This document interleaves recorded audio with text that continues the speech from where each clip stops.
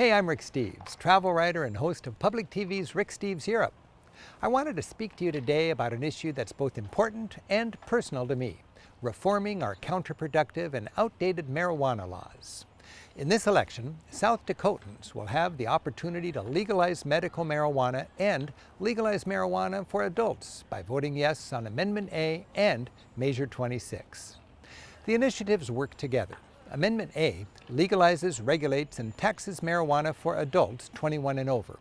It also protects medical marijuana and hemp laws. Measure 26 establishes a smart medical marijuana program for patients.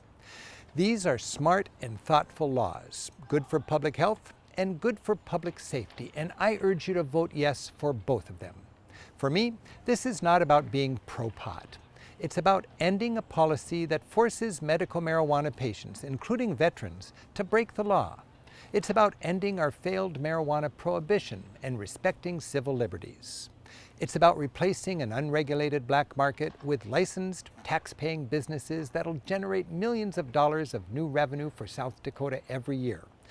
And it's about focusing law enforcement resources on real crime rather than arresting people for marijuana possession. Why do I care? What do I know? Well, I've spent decades learning from the European approach to marijuana. Rather than moralizing and incarcerating, Europe has a policy they focus on what they call pragmatic harm reduction. It's practical and a much better approach.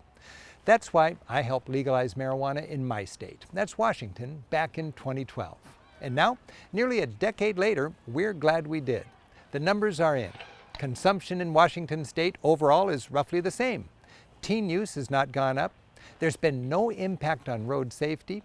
We're no longer arresting thousands of people a year, and our civil liberties are respected. That once thriving black market, which enriched and empowered gangs and organized crime in my state, it's been replaced by a highly regulated and highly taxed legal market, which employs a lot of good people. And from this legal market, our state is enjoying about $400 million of tax revenue each year. Imagine South Dakota enjoying more tax revenue and more good jobs like Washington state does.